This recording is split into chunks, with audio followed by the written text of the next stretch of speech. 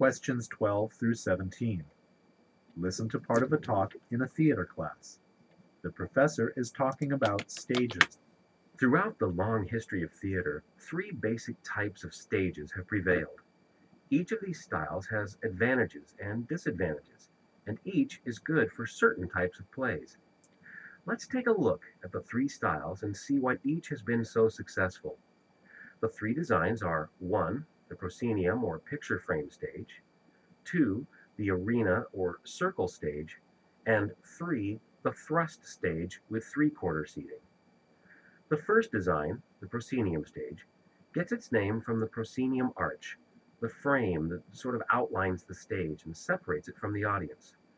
The proscenium stage is also called the picture frame stage because it looks like a large picture frame that the audience looks through to see the action of the play.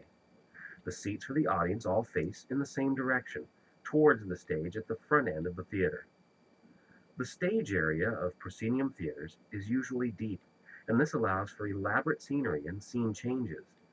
Scenery pieces, called backdrops, are hung on ropes or cables at the rear in layers, one behind the other.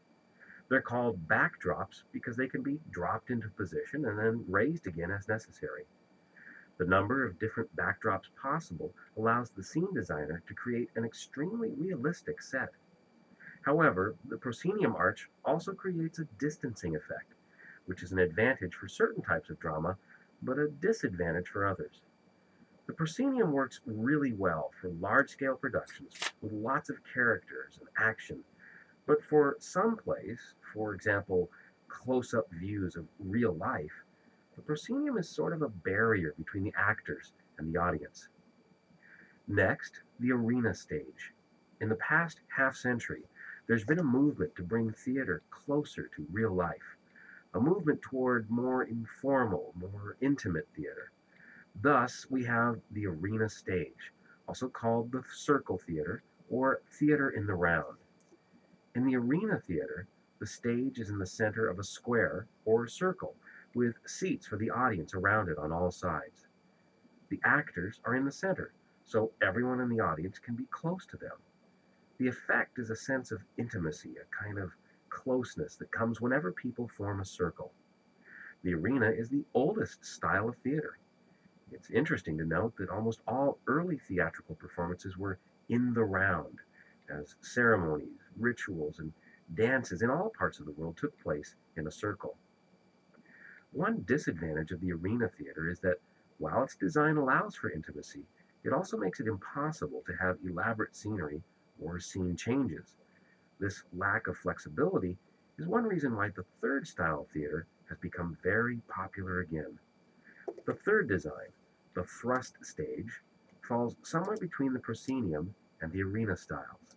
In the thrust stage theater, the audience sits on three sides or in a half circle around a stage that sticks out in the center. Behind the stage is a stage house from which the actors enter and exit, and scenery is changed. The thrust stage is kind of a compromise between the proscenium and the arena styles. It combines the scenic features of the proscenium theater with the intimacy of the arena stage.